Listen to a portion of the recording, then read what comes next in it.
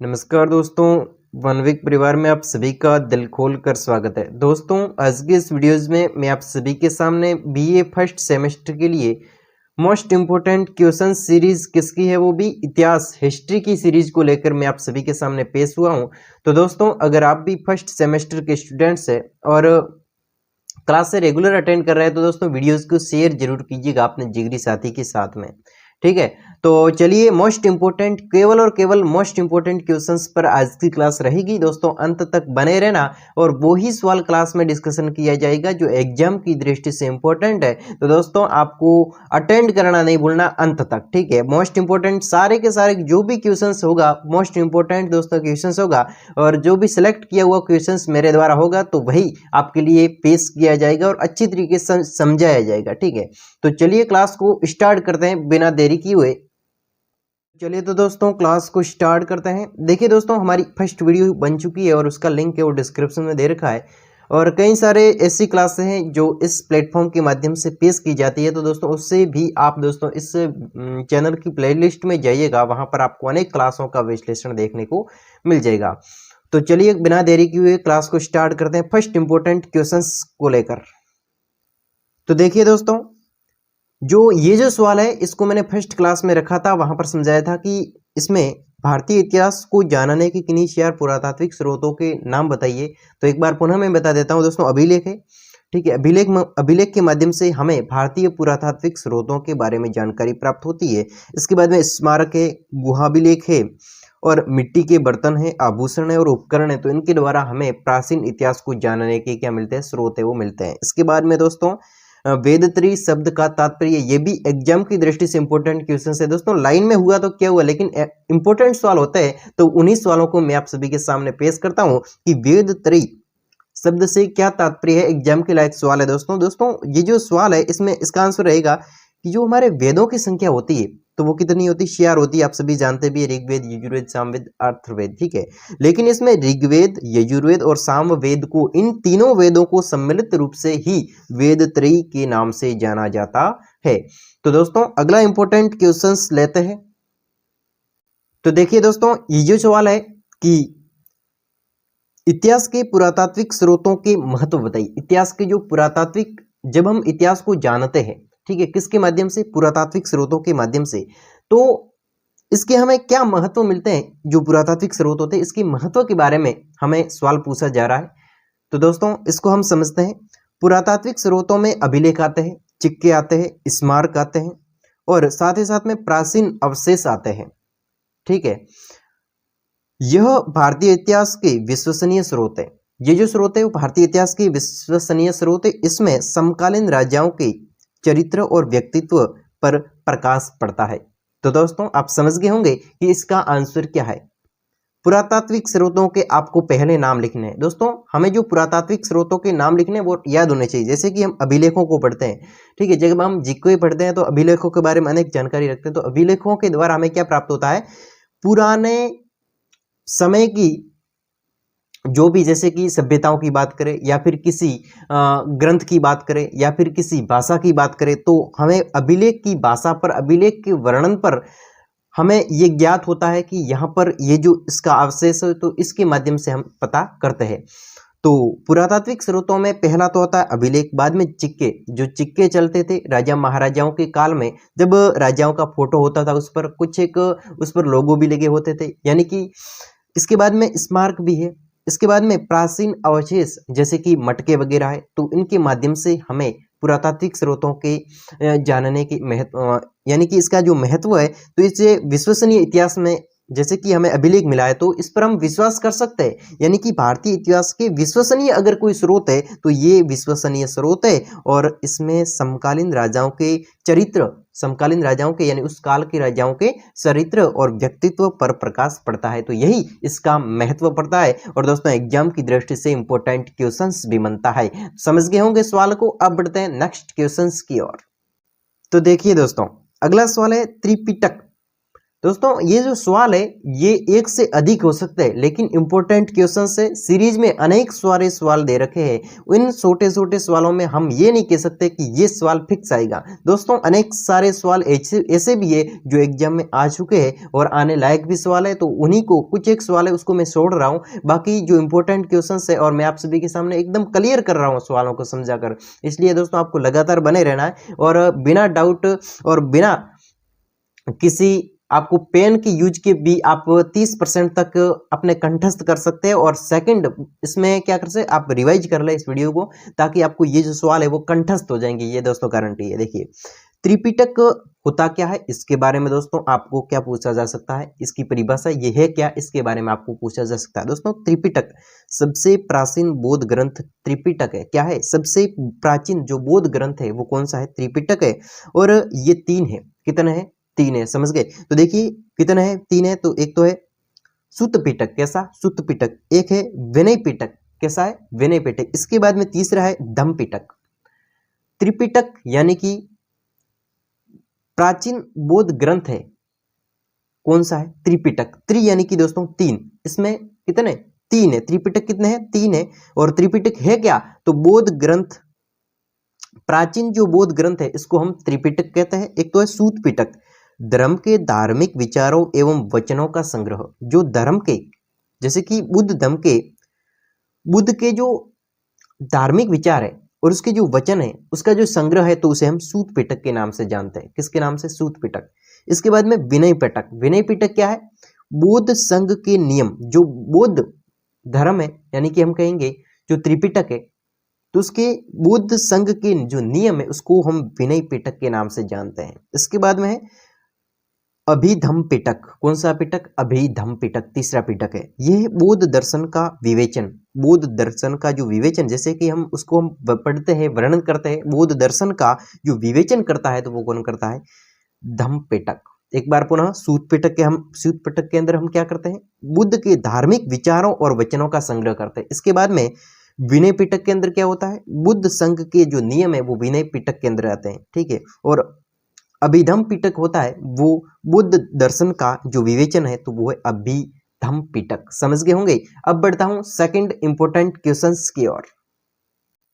तो दोस्तों अगला इंपॉर्टेंट क्वेश्चन है कि प्रागैतिहासिक काल को कितने भागों में बांटा गया है। प्रागैतिहासिक काल को कितने भागों में बांटा गया है, एग्जाम की दृष्टि से इंपॉर्टेंट क्वेश्चंस बनता है। दोस्तों ये जो भागों के बारे में इसके नाम भी आपको पता होना चाहिए। जैसे कि बात करो दोस्तों पुरातात्विक काल, इसके बाद में मध्यपाषाण काल, इसके बाद में नवपाषाण काल। यानी कि जो प्रागैतिहासिक काल है इसको तीन भागों में बांटा गया है, ठीक है। अब तीन भाग है कौन कौन से, पुरातात्विक जो काल है इसमें क्या होता था इसके बारे में भी आपको थोड़ा बहुत लिखना पड़ेगा। देखिए पुरातात्विक क्या लोग, पुरातात्विक यानी कि सबसे पुराना है, इसमें क्या होता है, यह संस्कृति हैंड एक्स, क्लीवर और स्क्रेवर आदि विशिष्ट उपकरणों पर आधारित थी। दोस्तों पुरातात्विक पुरातात्विक जो काल था, इस पुरातात्विक काल के अंदर एक उपकरणों का, हम इसमें उपकरणों पर आधारित काल भी मान सकते हैं। इस पुरातात्विक काल को उपकरणों पर आधारित काल भी मान सकते हैं, क्योंकि यहां से यानी कि पुरातात्विक काल में हमें संस्कृति, यानी कि यह संस्कृति है वो हैंड एक्स, ठीक है, और क्लीवर, स्क्रेवर आदि विशिष्ट उपकरणों पर आधारित थी। कौन सा काल, पुरातात्विक काल, विशिष्ट उपकरणों पर आधारित था। समझ गए। और मध्यपाषाण काल, आप इसमें इतना भी लिख सकते हैं, पुरातात्विक काल है वो उपकरणों पर आधारित था, इतना भी लिख सकते हैं। अगर आप ये भी हैंड एक्स है, क्लीवर है और स्क्रेवर लिखना चाहे तो भी दोस्तों लिख सकते हैं, ठीक है। इसके बाद में मध्यपाषाण काल, पुरातात्विक के बाद में मध्यपाषाण काल। इस काल में प्रयुक्त उपकरण बहुत छोटे होते थे। कैसे, बहुत ही छोटे उपकरण होते थे, तो वो मध्यपाषाण काल में जो प्रयुक्त उपकरण होते थे वो बिल्कुल छोटे थे, इसलिए इसे माइक्रोलिथ भी कहते हैं। दोस्तों जो पुरातात्विक स्रोत था इसे हम उपकरणों पर आधारित काल भी कहते हैं। कौन से है उपकरण, हैंड एक्स है, क्लीवर है और स्क्रेवर। और मध्यपाषाण काल है, ये इसमें भी उपकरण तो थे लेकिन बिल्कुल छोटे छोटे उपकरणों का उपयोग किया जाता था इस मध्यपाषाण काल में, इसलिए इसको माइक्रोलिथ काल भी कहते हैं। दोस्तों अगर आपके एग्जाम में सवाल ऐसा भी आ सकता है कि माइक्रोलिथ काल किस काल को कहा जाता है, तो दोस्तों आप ध्यान रखना मध्यपाषाण काल को माइक्रोलिथ काल के नाम से जानते हैं, क्योंकि यहाँ पर छोटे छोटे उपकरणों का प्रयोग किया जाता था मध्य पाषाण काल में। अब है दोस्तों नवपाषाण काल। नवपाषाण काल बिल्कुल नया नया काल है। इस काल में स्थिर ग्राम्य जीवन का विकास हुआ। बिल्कुल स्थिर और ग्राम्य जीवन का विकास कौन से काल में हुआ? नवपाषाण काल। दोस्तों आजकल जो ग्राम्य यानी कि जो ग्राम्य जीवन काल है, तो इस काल का जो विकास है वो नवपाषाण काल के अंदर हुआ। तो आप इसमें लिख सकते हैं अच्छी तरीके से, एग्जाम की दृष्टि से सवाल भी इम्पोर्टेंट है और सवाल कंठस्थ रखना। ठीक है, अब बढ़ते हैं नेक्स्ट इंपॉर्टेंट क्वेश्चंस की ओर। और दोस्तों एक और सिंपल सवाल है कि भीमबेटका क्यों प्रसिद्ध है? दोस्तों एक भीमबेटका गुफा है, ठीक है, और ये वैसे शैल चित्रों यानी कि भीमबेटका एक बहुत ही बड़ी गुफा है, और गुफा के अंदर शैल चित्रों यानी कि एक पत्थर पर क्या चित्रों के लिए प्रसिद्ध है। और ये विंध्याचल की पहाड़ियां में भीमबेटका में कंदरा कला में हजारों चित्र मिले और मानव जीवन के प्राय सभी लक्ष्यों को प्रकट करते हैं। दोस्तों भीमबेटका की जो गुफा है, ये जो गुफा चित्रकला के लिए प्रसिद्ध है, ध्यान रखना, सिंपल बात है, ठीक है। लेकिन भीमबेटका की गुफा चित्रकला के तो लिए प्रसिद्ध है, लेकिन यहाँ से हमें और क्या क्या मिलता है, यानी कि हमें मानव जीवन के सभी पक्षों का जो वर्णन है वो कहाँ से मिलता है? भीमबेटका गुफा में जो चित्र देखते हैं तो मानव के सभी पक्षों को प्रकट करते हैं, तो वो कौन सी है? भीमबेटका गुफा, ठीक है। मानव के सभी लक्षण, सभी पक्ष से वो भीमबेटका गुफा के चित्रों के माध्यम से हमें प्राप्त होते हैं। ध्यान रखने लायक बात है। और एक दोस्तों छोटा सा सवाल है कि नवपाषाण काल, मैं इसको फटाफट समझा देता हूँ। नवपाषाण काल अभी मैंने पढ़ा था कि मानव प्रौद्योगिकी के विकास की एक अवधि थी जिसकी शुरुआत मध्य में 9500 ईसा पूर्व के आसपास में हुई थी। नवपाषाण काल में अग्नि, ऋतु विज्ञान का ज्ञान आदि प्राप्त किया, जिससे जीवन के क्रांतिकारी परिवर्तन आया। यानी कि दोस्तों नवपाषाण काल में हुआ क्या था कि ये जो नवपाषाण काल है ये मानव जीवन के जो प्रौद्योगिकी विकास का एक समय था, तो वो कौन सा था? नवपाषाण काल था। और ये है वो 9500 ईसा पूर्व के आसपास इसकी उत्पत्ति हुई है, इसकी शुरुआत हुई है, ठीक है। ध्यान रखना 9500 ईसा पूर्व, यानी कि नवपाषाण काल शुरू कब से हुआ? तो 9500 ईसा पूर्व इसकी आसपास इसकी शुरुआत हुई। और नवपाषाण काल में एक और बात ध्यान रखना कि मनुष्य ने अग्नि, आपके सवाल एग्जाम में ऐसे भी आ सकता है कि मनुष्य ने अग्नि, ऋतु विज्ञान आदि का ज्ञान कब प्राप्त किया? तो नवपाषाण काल में, और उसके जीवन में क्रांतिकारी भी यहीं से आई, नवपाषाण काल में।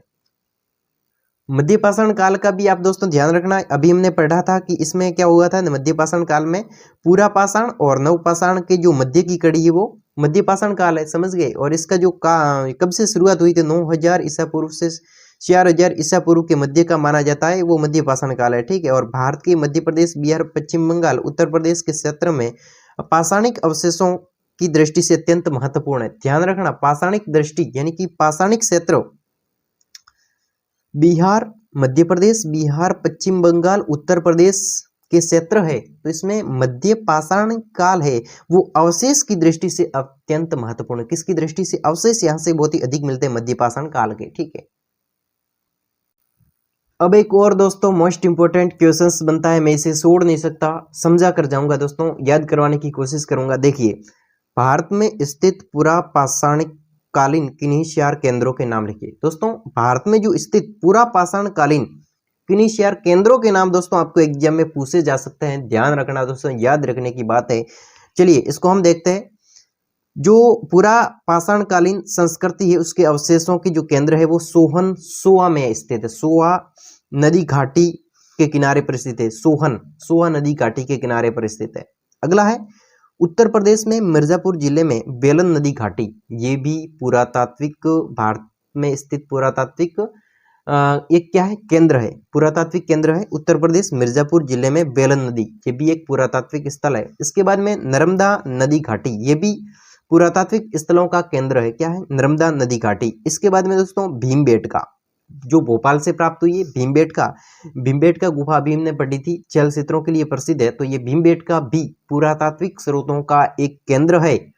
भीमबेटका तो याद हो गया होगा, क्या है? पुरातात्विक स्रोतों का एक केंद्र भीमबेटका है। इसके बाद में आपको याद करना है नर्मदा नदी घाटी, ये भी आप याद कर सकते हैं, नर्मदा नदी घाटी याद रखना, ठीक है। अगला है यूपी में मिर्जापुर जिले में वेलन नदी घाटी, कौन सी नदी घाटी? वेलन नदी घाटी, तो ये भी पुरातात्विक केंद्रों का नाम है। दोस्तों पुरातात्विक स्रोतों का यहाँ से प्रमाण मिला है, यानी कि ये भी एक पुरातात्विक स्रोतों का केंद्र है। इसके बाद में सोहन सोआ नदी है, तो ये भी एक पुरातात्विक स्रोतों का केंद्र है।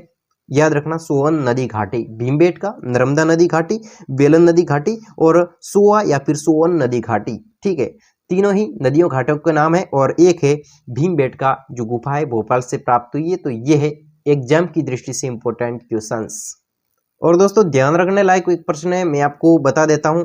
3 नवपाषाणकालीन उपकरणों के नाम। नवपाषाण आते ही नव यानी कि नया। देखिए, कुल्हाड़ी, चाकू, तीर, ओखली, मुसल, स्क्रैपर, खाइंटर, फैब्रिकेटर, हैमर, स्टोन नवपाषाणकालीन प्रमुख हथियार माने जाते हैं। याद रहेंगे दोस्तों, नवपाषाण यानी कि आज के जमाने में जो उपयोग होते हैं, तो वो ये नवपाषाणकालीन उपकरण। दोस्तों एक और क्वेश्चन है कि नवपाषाण काल की विशेषता बताइए। देखिए, नवपाषाण काल की विशेषता कृषि कार्य का विकास हुआ, पशुपालन हुआ और पत्थरों के औजारों का घर्षण। दोस्तों पत्थरों के औजारों का जो घर्षण है, तो और उन पर पॉलिश करना, पत्थरों के औजारों का घर्षण होना और उस पर पॉलिश, पत्थरों पर पॉलिश होना और मृदभांड बनाना, तो ये सभी नवपाषाण काल की विशेषता है। दोस्तों अभी हमने एक सवाल पढ़ा था, इंपॉर्टेंट क्वेश्चंस था, और ये भी इंपॉर्टेंट क्वेश्चंस है कि नवपाषाण कालीन, 1 मिनट, 3 नवपाषाण कालीन उपकरणों। देखिए, 3 नवपाषाण कालीन उपकरणों के नाम लिखिए। दोस्तों अभी हमने पढ़ा था कि पुरातात्विक केंद्रों के नाम लिखिए। इसके बाद में, ये तो अभी हमने पढ़ लिया, इसके बाद नवपाषाण कालीन। दोस्तों एक और इंपॉर्टेंट क्वेश्चंस बनता है कि भारत में स्थित प्रमुख नवपाषाण कालीन केंद्रों के नाम बताइए। अभी हमने थोड़ी देर पहले एक और इंपॉर्टेंट क्वेश्चंस पढ़ा था और उसमें मैंने कहा था कि इस सवाल को मैं छोड़ नहीं सकता, एग्जाम की दृष्टि से इंपॉर्टेंट। कौन सा सवाल था कि भारत में स्थित पुरातात्विक स्रोतों के केंद्रों के नाम बताइए, और यह है भारत में स्थित प्रमुख नवपाषाण कालीन केंद्रों के नाम बताइए। नवपाषाण कालीन यानी कि आज के जमाने की बात कर रहा है, नवपाषाण कालीन अभी भी के, और वो है पुरापाषाण पुराने जमाने के जो केंद्र थे, पुराने स्रोतों के जानने के जो केंद्र है उसके बारे में बताया था, और ये नवपाषाण कालीन केंद्रों के नाम बताना है। तो दोस्तों सवाल सेम है, लेकिन वो है पुराना और ये आधुनिक, याद रखना। देखिए, जो आधुनिक केंद्र है इसके नाम हम पढ़ रहे हैं। देखिए, भारत में स्थित प्रमुख नवपाषाण केंद्र है बुर्ज होम, गुफराल, बुर्ज होम एवं गुफराल, कश्मीर के अंदर है बुर्ज होम एवं गुफराल, तो यह है गुफकराल। ठीक है, तो यह है नवपाषाण कालीन केंद्र है। ठीक है, नवपाषाण कालीन केंद्र बुर्ज होम और गुफराल। इसके बाद में है दोस्तों चिरोद बिहार, चिरोद बिहार ये भी नवपाषाण कालीन केंद्र है। ठीक है, और कोल्डिहता इलाहाबाद, कोल्डिहता इलाहाबाद ये भी नवपाषाण कालीन क्या है, एक केंद्र है। इसके बाद में दोस्तों वेल्लोरी कर्नाटक, क्या है वेल्लोरी कर्नाटक, तो ये भी एक नवपाषाण कालीन केंद्र है। भारत में स्थित नवपाषाण कालीन केंद्रों के नाम बताइए। तो दोस्तों अगर आपको ऐसा सवाल आए तो ऐसे लिखना है कि बुर्ज होम गुफकराल, बुर्ज होम गुफकराल कश्मीर के अंदर, और चिरोद बिहार के अंदर, और कोल्डिहता इलाहाबाद के अंदर, और वेल्लोरी कर्नाटक के अंदर स्थित है। तो ये सभी केंद्रों के नाम है, याद रखने आप सभी को। चलिए दोस्तों, जहां पर मैं आपको वैसे लैंग्वेज से समझ में आ जाता है, वहां पर मैं लैंग्वेज पढ़कर ही दोस्तों आप समझ जाते हो, लेकिन जहां पर समझाने की आवश्यकता होती है मैं वहां पर आपको व्याख्या भी कर लेता हूं, साथ ही साथ में 2-3 बार रिपीट भी करता हूं, ताकि आपके दिमाग में स्थिर होने की कोशिश में रहे सवाल दोस्तों। क्योंकि आप एक बार पुनः इस क्लास को रिवाइज करोगे तब आपको एक बार रिकॉल, बार बार रिकॉल होगा, तो दोस्तों चीजें हैं वो दिमाग में स्थिर होने लगेगी। ठीक है, देखिए, प्राक वैदिक कालीन आर्थिक जीवन का विवरण प्रस्तुत कीजिए। प्राक वैदिक कालीन आर्थिक जीवन का विवरण प्रस्तुत करना है। ठीक है, देखिए, प्राक वैदिक अथवा हड़प्पा निवासियों का आर्थिक जीवन अत्यंत संपन्न तथा वैभवपूर्ण था। दोस्तों हमें यहाँ पर सवाल ये पूछा जा रहा है कि प्राक वैदिक कालीन आर्थिक जीवन, वैदिक कालीन आर्थिक जीवन का हमें विवरण प्रस्तुत करना है कि वैदिक काल में जो आर्थिक जीवन था लोगों का, तो वो किस प्रकार का था, उसके बारे में हमें वर्णन करना है, विवरण प्रस्तुत करना है। देखिए, एग्जाम की दृष्टि से मोस्ट इंपोर्टेंट क्वेश्चन है कि प्राक वैदिक अथवा हड़प्पा निवासियों का जीवन, आर्थिक जीवन अत्यंत संपन्न था। मैं आपको बता दूं कि जो प्राक वैदिक कालीन कहो या फिर हड़प्पा निवासियों कहो, प्राक वैदिक कालीन हड़प्पा निवासियों, हड़प्पा के लोगों का जो आर्थिक जीवन था वो अत्यंत संपन्न था दोस्तों, बिल्कुल धनवान लोग थे, एकदम परफेक्ट हम कह सकते हैं, अत्यंत ही संपन्न कहते थे। उसका आर्थिक जीवन था वैभवपूर्ण था, ठीक है। और इनके आर्थिक जीवन का आधार कृषि और व्यवसाय था। इंपॉर्टेंट है कि वैदिक कालीन या फिर हड़प्पा निवासियों का आर्थिक जीवन किस पर निर्भर था, तो दोस्तों याद रखना कृषि और व्यवसाय पर निर्भर था। इसके आधार पर उसका आर्थिक जीवन इस पर आधारित था। यहाँ व्यापार के साथ साथ कृषि, पशुपालन और व्यवसाय भी उन्नत थे। कृषि, पशुपालन और व्यवसाय भी यहाँ पर उन्नत थे, यानी कि बिल्कुल धनवान और संपन्न परिवार के साथ में ये हड़प्पा निवासी रहा करते थे। तो देखिए दोस्तों, अगला इंपॉर्टेंट क्वेश्चंस बनता है धोलावीरा। दोस्तों धोलावीरा करके बस इतना ही छोड़ दिया जाएगा कि धोलावीरा क्या है, इसके बारे में आपको लिखना है। एक दोस्तों ये धोलावीरा सभ्यता है और ये गुजरात में स्थित है। देखिए धोलावीरा गुजरात के कच्छ जिले में हड़प्पा सभ्यता का चौथा विशालतम नगर है। दोस्तों धोलावीरा क्या है, एक सभ्यता है, कहाँ पर स्थित है, गुजरात में स्थित है। कहाँ पर, कच्छ जिले में, गुजरात के कच्छ जिले में, ठीक है। कच्छ भुज है ना, गुजरात का जिला है, राणपड़ा है। तो धोलावीरा है ये गुजरात के कच्छ जिले में हड़प्पा सभ्यता का चौथा विशालतम नगर है। किसका है, हड़प्पा सभ्यता का चौथा विशालतम नगर धोलावीरा।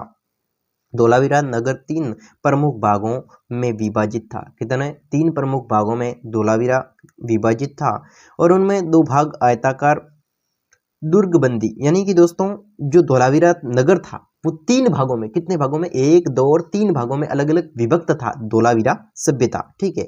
जिसमें 2 भाग थे वो आयताकार थे। जैसे कि कोई भी एक हम क्षेत्र मान लेते हैं, उस क्षेत्र में, उस क्षेत्र के हम 3 भाग कर देते हैं। उसमें जो 2 क्षेत्र है वो तो थे आयताकार, यानी कि दुर्गबंदी, चारों ओर क्या थी, प्राचीरें यानी कि दीवारें थी। इसके बाद में दीवारों द्वारा सुरक्षित था और इसकी खोज है वो R.S. विष्ट ने 1990 से 91 में की थी। दोस्तों धोलावीरा सभ्यता की खोज है वो R.S. विष्ट के द्वारा की गई। किसके द्वारा, R.S. विष्ट के द्वारा धोलावीरा सभ्यता की खोज की गई और ये गुजरात के कच्छ जिले में स्थित है, बहुत ही विशालतम है और धोलावीरा को 3 भागों में बांटा गया है। 2 जो धोलावीरा के भाग है वो आयताकार यानी कि दुर्गबंदी है और उसके बंदी किसकी है, एक प्राचीर यानी कि दीवार की बंदी है और उसमें सुरक्षित है और इसकी खोज वो R.S. विष्ट के द्वारा 1990 से 91 में धोलावीरा के बारे में हमने जान लिया और अच्छी तरीके से जाना है। चलिए अब बढ़ते हैं अगले इंपॉर्टेंट क्वेश्चंस की ओर। दोस्तों मोस्ट इंपोर्टेंट क्वेश्चंस की श्रेणी में अगला इंपॉर्टेंट क्वेश्चंस बनता है कि दोस्तों ये दोनों सवाल इंपॉर्टेंट है, देखिए फटाफट समझ लेते हैं। वेदों को श्रुति एवं अपौरुषेय क्यों कहा जाता है। दोस्तों वेदों को, जो वेद होते हैं, ठीक है, 4 वेद है, तो इनको श्रुति और अपूर्व से क्यों कहा जाता, अपूर्व से क्यों कहा जाता। दोस्तों वेदों द्वारा शिष्यों को मौखिक परंपरा में वेदों का ज्ञान देने से इन्हें श्रुति यानी कि सुनना कहा गया। दोस्तों जो वेदों है यानी कि जो वेद है इसको कौन समझाता है, गुरु समझाता है। जैसे कि गुरुओं के द्वारा शिष्यों को मौखिक परंपरा यानी कि बोलकर, सुनाकर, बोलकर मौखिक परंपरा में वेदों का ज्ञान शिष्यों को दिया जाता है, सुनाया जाता है, श्रुति किया जाता है, श्रुति कहा गया तथा वेदों द्वारा ईश्वर प्रदत्त, वेदों को ईश्वर प्रदत्त मानने के कारण इसे अपौरुषेय कहा गया है। इसका आंसर आ गया कि वेदों को श्रुति यानी कि वेदों को सुनकर, गुरु है वो वेदों को सुनकर शिष्यों को सुनाते थे, समझाते थे वेदों को, ठीक है। और अपौरुषेय क्यों कहा गया है, क्योंकि वेदों को किसके द्वारा दिया गया है, ईश्वर प्रदत्त मानते हैं, यानी कि ईश्वर के द्वारा प्रदान किया हुआ मानते हैं, इसलिए वेदों को अपौरुषेय कहा जाता है। समझ गए होंगे सवाल को। अब बढ़ते हैं अगले इंपॉर्टेंट क्वेश्चन। देखिए वैदिक कालीन विदुषी नारियों के नाम बताइए। दोस्तों मोस्ट इंपॉर्टेंट क्वेश्चंस बनता है नारियों के नाम। वैदिक कालीन विदुषी नारियों के नाम आपके एग्जाम में आ सकते हैं। दोस्तों ध्यान रखने लायक बात है कि वैदिक कालीन विदुषी स्त्रियां थी कौन सी, दोस्तों घोषा।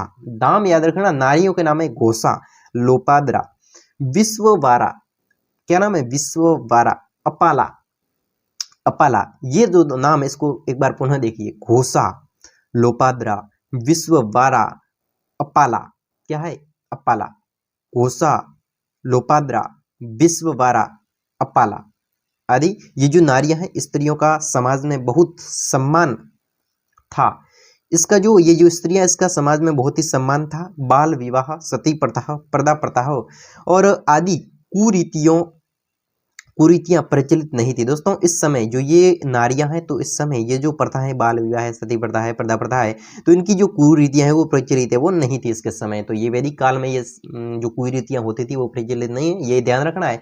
वैदिक काल में जो आजकल विवाह, बाल विवाह है, सती प्रथा है, ये नहीं थे और स्त्रियों को सम्मान मिलता था। और घोषा, लोपाद्रा, विश्ववारा, अपाला ये सारी स्त्रियां हैं, ये वैदिक कालीन स्त्रियां हैं। सवाल एग्जाम की दृष्टि से इंपॉर्टेंट है और पढ़ते पढ़ते याद भी हो गया। ठीक है, अब बढ़ते हैं नेक्स्ट इंपॉर्टेंट क्वेश्चंस की ओर।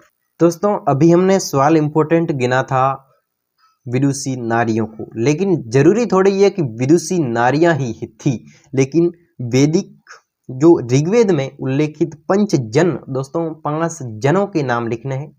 ठीक है, ये भी एग्जाम की दृष्टि से इंपॉर्टेंट सवाल बनता है। अभी तो हमने वैदिक कालीन की बात की थी, ठीक है, वैदिक कालीन विदुषी नारियां, लेकिन ऋग्वेद में उल्लेखित पंचजन के नाम भी पूछे जा सकते हैं। देखिए मैं बात करूं, पुरु, क्या है पुरु, यदु, तरवश, अनु, द्रह्यमु, इसके अतिरिक्त कुछ महत्वपूर्ण जन से जैसे कि भरत, संजय, क्रीवी आदि कुछ अन्य जनों का भी उल्लेख हमें ऋग्वेद में मिलता है। एक बार पुनः बताता हूं, ऋग्वेद में हमें पुरु, यदु, तरवश, पुरु, यदु, तरवश, अनु, ब्रह्मयु और इसके अतिरिक्त अन्य भरत, संजय, क्रीवी, तो ये है ऋग्वेद में उल्लेखित पंचजन।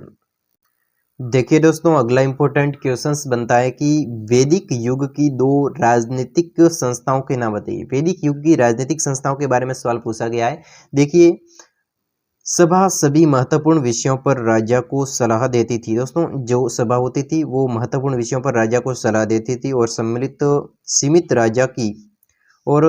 राजा की शक्तियों पर अंकुश लगाती थी। दोस्तों जो सीमित राजा की शक्ति थी उस पर जो प्रजा है, सभा के लोग हैं, वो राजा की शक्तियों पर अंकुश लगाती थी।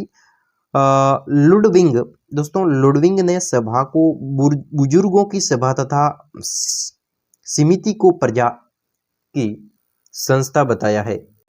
देखिए दोस्तों वैदिक काल में जो राजनीतिक संस्था होती थी उसको लुविडी ने एक लुडविग नामक विद्वान ने बुजुर्गों की सभा बनाया। दोस्तों जो राजनीतिक संस्था है तो राजनीतिक संस्था को वैदिक काल में लुडविग ने बताया कि सभा को बुजुर्गों की सभा कहा जाता था और जो समिति होती थी तो वो प्रजा की संस्था को कहा जाता है। ठीक है, तो देखिए अगला है, जबकि जीमर के अनुसार प्रजा राष्ट्रीय परिषद थी और वयस्क लोगों की संस्था थी। दोस्तों ये जो सवाल है वो मत इसके अलग अलग दे रखे हैं, सवाल के एग्जाम के लिए इतना भी इंपॉर्टेंट नहीं है, चलिए इसको छोड़ते हैं, क्योंकि मुझे लगा कि वास्तव में ये सवाल हो सकता है, लेकिन इसमें जो दोनों विद्वानों का जिक्र किया गया है, ठीक है, दोनों विद्वान इसमें दे रखे, यानी कि ये सवाल एग्जाम में आ ही नहीं सकता। अब बढ़ते हैं दोस्तों नेक्स्ट इंपॉर्टेंट क्वेश्चंस की ओर। तो दोस्तों अगला इंपॉर्टेंट क्वेश्चंस लेते हैं कि महाजनपद काल के गणतंत्रों का नाम लिखिए। महाजनपद काल के गणतंत्रों का नाम लिखिए। दोस्तों महाजनपद काल में जो 10 गणतंत्र राज्य थे तो उसके नाम हमें देख रहे हैं। देखिए कपिल वस्तु के शाक्य, शुमर शुमार गिरी के मग, सुमसुमार गिरी के मग, अलकप के बुली, केशपुत्र के कालाम, रामग्राम के कोली, कुशीनारा के मल, पावा के मल, पिपली वन के मूर्य, वैशाली के लिचवी, मिथिला के विदेही। तो दोस्तों ये जो सवाल है एग्जाम की दृष्टि से इंपॉर्टेंट क्वेश्चंस बनता है कि महाजनपद काल के गणतंत्रों के नाम लिखिए। तो 10 गणतंत्र थे, ये तो आप याद रखना कि महाजनपद काल में कितने गणतंत्र थे, 10 गणतंत्र राज्य थे। कपिल वस्तु के शाक्य, पहला है कपिल वस्तु के शाक्य, सुमसुमार गिरी के मग, सुमसुमार गिरी के मग, किसके मग, सुमसुमार गिरी के। इसके बाद में अलकप के बुली, किसके बुली, अलकप के बुली, केशपुत्र के कालाम, किसके कालाम? केशपुत्र के कालाम। रामग्राम के कोलिय, किसके कोलिय? रामग्राम के कोलिय। कुशीनारा के मल, किसके मल? कुशीनारा के मल। आगे है पावा के मल, किसके मल? पावा के मल, कुशी नारा के मल। आगे है पिपली वन के मौर्य, किसके मौर्य? पिपली वन के मौर्य। आगे है वैशाली के लिचिवी, किसके लिचिवी? वैशाली के लिचिवी। मिथिला के विदेही, किसके विदेही? मिथिला के विदेही। आगे बढ़ते हैं दोस्तों अगले इंपॉर्टेंट क्वेश्चंस की ओर। तो देखिए दोस्तों अगला इंपॉर्टेंट क्वेश्चंस बनता है धम्म महामात्र से क्या तात्पर्य? धम्म महामात्र से क्या तात्पर्य बनता है? दोस्तों धम्म महामात्र की नियुक्ति मौर्य सम्राट अशोक ने की थी। किसके द्वारा? मौर्य सम्राट अशोक के द्वारा धम्म महामात्र की। धम्म महामात्र होता क्या? इसका हमें अर्थ बताना, इसका तात्पर्य बताना। धम्म महामात्र की नियुक्ति मौर्य सम्राट अशोक ने की थी। इसकी नियुक्ति धम्म महामात्र की जो नियुक्ति की गई थी तो वो मौर्य सम्राट अशोक के द्वारा की गई थी। ध्यान रखना, धम्म महामात्र की नियुक्ति अशोक सम्राट ने की थी। किसने? सम्राट अशोक, मौर्य सम्राट अशोक के द्वारा की गई थी। और इसका प्रमुख कार्य यानी कि धम्म महामात्र का प्रमुख कार्य है वो बौद्ध धर्म का प्रचार करना और धर्मानुसार आचरण करने वाले लोगों की सुख और हितों का ध्यान रखना। दोस्तों धम्म महामात्र एक व्यक्ति था, धम्म महामात्र एक व्यक्ति था जिसकी नियुक्ति मौर्य सम्राट अशोक के द्वारा की गई। और धम्म महामात्र के कार्यों की बात करें तो बौद्ध धर्म का प्रचार किया था और इसके धर्म के अनुसार आचरण करने वाले जो लोग थे उसको सुख और हितों का, उसके सुख और हितों का ध्यान रखना। किसके? बौद्ध धर्म, जो बौद्ध धर्म है इसका प्रचार किया और बौद्ध धर्म को मानने वाले इसको लोग बौद्ध धर्म का जो पालन करते उसके हितों और उसका ध्यान रखना, ये कार्य धम्म महामात्र ने किया था, एक व्यक्ति था। दोस्तों अगला इंपॉर्टेंट क्वेश्चंस बनता है कि गिल्ड क्या है? गिल्ड के बारे में दोस्तों मौर्य युग में, दोस्तों जो मौर्य युग था उसमें व्यवसायियों और व्यापारियों ने अपने संघ बना लिए थे। गिल्ड को हम समझ रहे हैं तो हम मौर्य युग की बात करेंगे। मौर्य युग के अंदर जो व्यवसायियों और व्यापारियों ने अपने संघ बना लिए थे, अपने ग्रुप बना लिए थे जिन्हें श्रेणियां या गिल्ड के नाम से जानते थे। दोस्तों याद रखना गिल्ड क्या होता है? गिल्ड वो होता है जिसमें व्यवसाय करने वाले लोगों और व्यापार करने वाले लोगों ने एक ग्रुप बनाया, एक संघ बनाया और इस संघ को हम क्या कहते थे? इस श्रेणियों को हम गिल्ड के नाम से जानते थे। सवाल बड़ा इंपॉर्टेंट है, एग्जाम में आ सकता है कि गिल्ड क्या होता है? व्यवसायियों और व्यापारियों का क्या एक संघ होता है और प्रत्येक श्रेणी का एक मुखिया होता था जो श्रेष्ठी, दोस्तों क्या कहलाता था? श्रेष्ठी कहलाता था। और ये श्रेष्ठी है, ये श्रेणियां बैंकों के रूप में कार्य करती थी। ये अलग अलग श्रेणियां होती थी, बैंकों के रूप में भी कार्य करती थी। तो देखिए दोस्तों अगला इंपॉर्टेंट क्वेश्चन है कि पांचरात्र। दोस्तों पांचरात्र क्या होता है? सवाल एग्जाम के लिए इंपॉर्टेंट है। पांचरात्र दोस्तों, पांचरात्र वैष्णव मत, पांचरात्र वैष्णव मत मार्ग में उपदिष्ट भगवान वासुदेव के उन्हीं के 5 कर्मिक स्वरूप प्रकट होते हैं। दोस्तों यहाँ पर पंच जो रात्र है तो इस पंचरात्र वैष्णव मत के अनुसार मार्ग में उपदिष्ट भगवान वासुदेव के उन्हीं 5 कर्मिक स्वरूप होते हैं। भगवान वासुदेव भगवान विष्णु के 5 स्वरूपों का वर्णन, स्वरूपों को 5 रात्र कहते हैं। दोस्तों 5 रात्र है वो जैसे कि पर है, व्यू है, विभव है, अंतर्यामी है और अर्चावतार पर, व्यूह, विभव, अंतर्यामी और अर्चावतार। दोस्तों ये आप याद रखना कि 5 रात्र भगवान विष्णु को कहा गया है। किसको? भगवान विष्णु को पंचरात्र कहा गया है, 5 रात्र कहा गया है। और इसके 5 रात्र विष्णु को इसलिए कहा गया है कि इसके 5 नाम है, जैसे कि पर है वो वासुदेव को कहा जाता है, ठीक है। और व्यूह है वो भी वासुदेव को कहा जाता है, विभव है वो भी वासुदेव को कहा जाता है और अंतर्यामी है वो भी वासुदेव को कहा जाता है और अर्चावतार है तो वो भी वासुदेव को कहा जाता है। तो यही पांचरात्र है। समझ गए होंगे। अब बढ़ते हैं अगले संप्रदाय की ओर। तो देखिए अगला इंपॉर्टेंट क्वेश्चंस बनता है कापालिक। दोस्तों कापालिक क्या होता है, चलिए इसको समझते हैं। कापालिकों की इष्ट देव भैरव थे। दोस्तों जो कापालिक थे, तो इस कापालिक लोगों के जो इष्ट थे, भगवान थे, इष्ट जिस जो इसको मानते थे, तो वो कौन थे? भैरव के।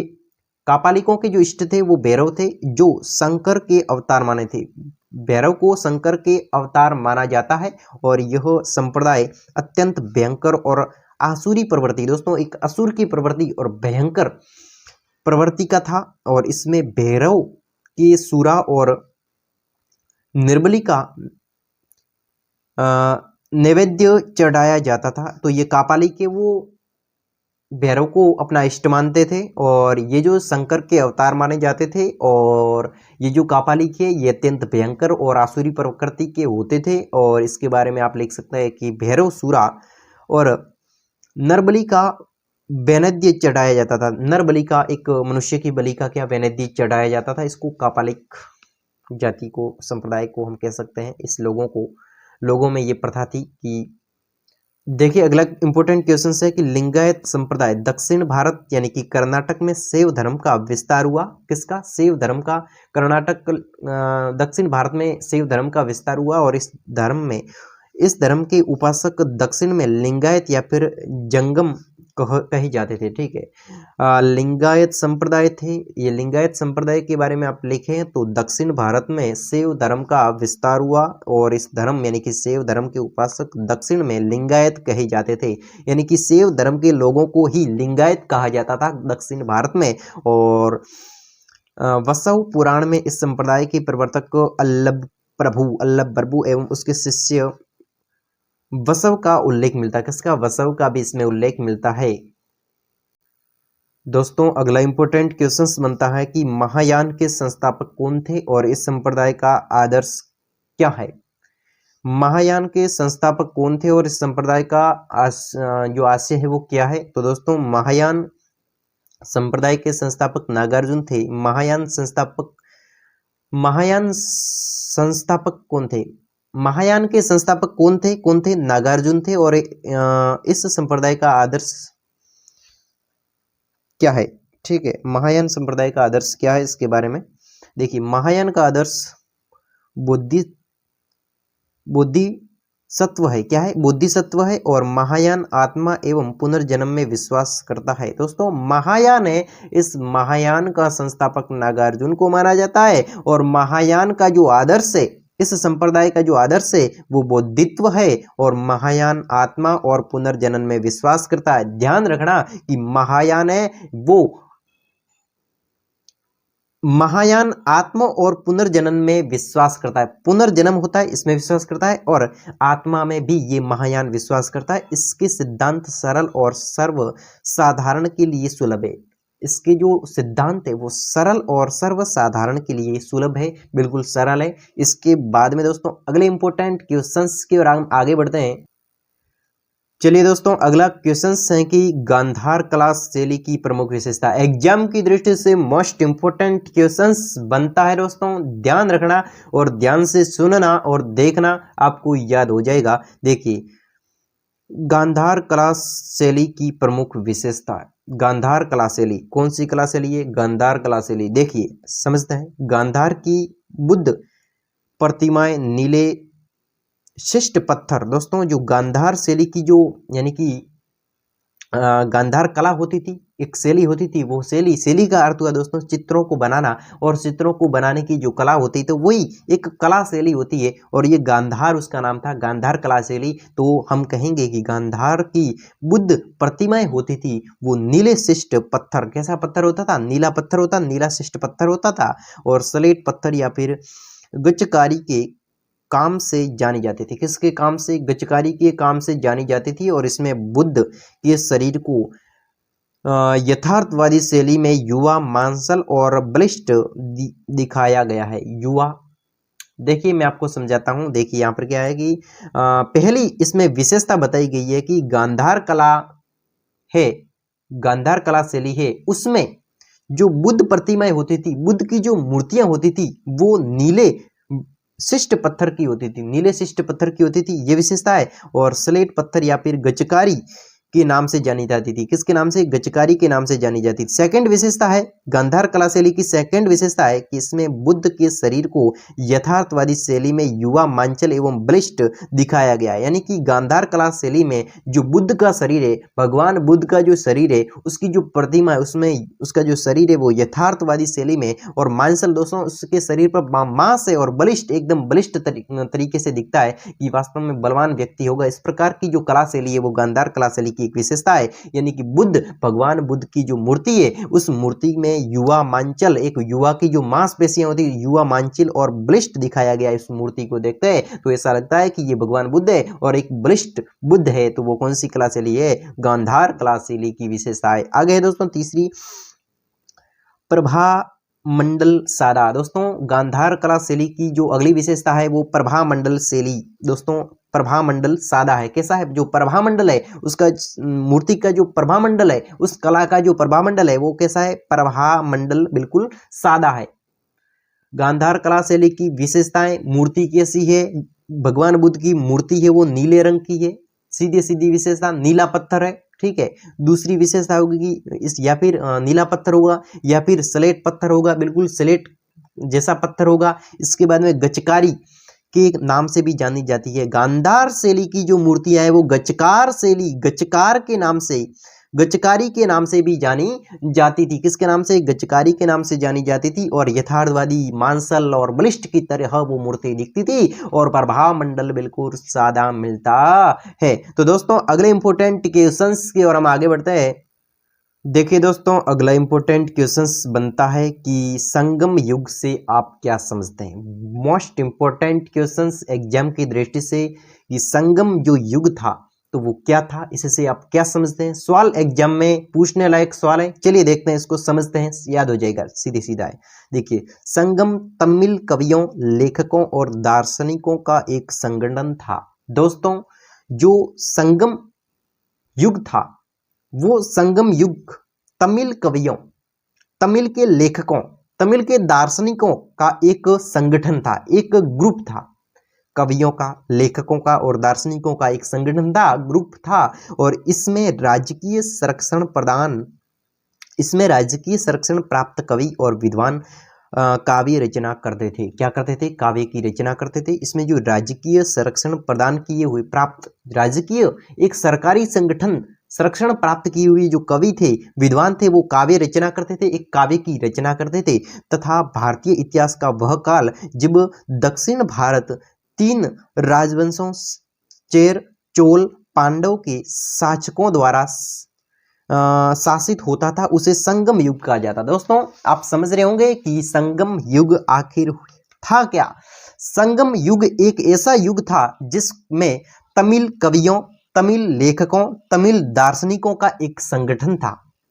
और जो दार्शनिक थे, जो कवि थे, वो एक राजकीय संरक्षण प्राप्त किए हुए कवि थे। कैसे थे?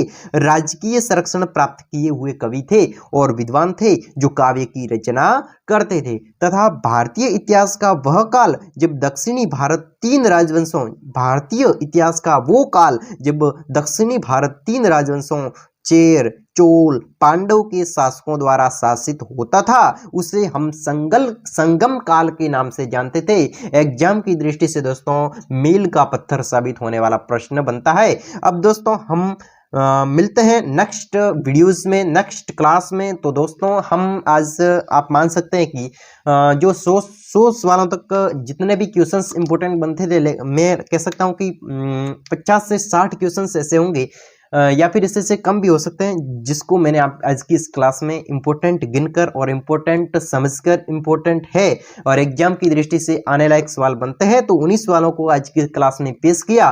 दोस्तों आपसे मेरी आशा है कि आप अधिक से अधिक इस वीडियोज को शेयर करेंगे और दोस्तों कमेंट करना मत भूलिएगा। एक छोटा सा कमेंट, अगर क्लास अच्छी लगी है तो दोस्तों आप अपने हिसाब से अपने इस वीडियोस को कमेंट जरूर कीजिएगा और वीडियोस को लाइक जरूर कीजिएगा अपने जिगरी साथी के साथ में।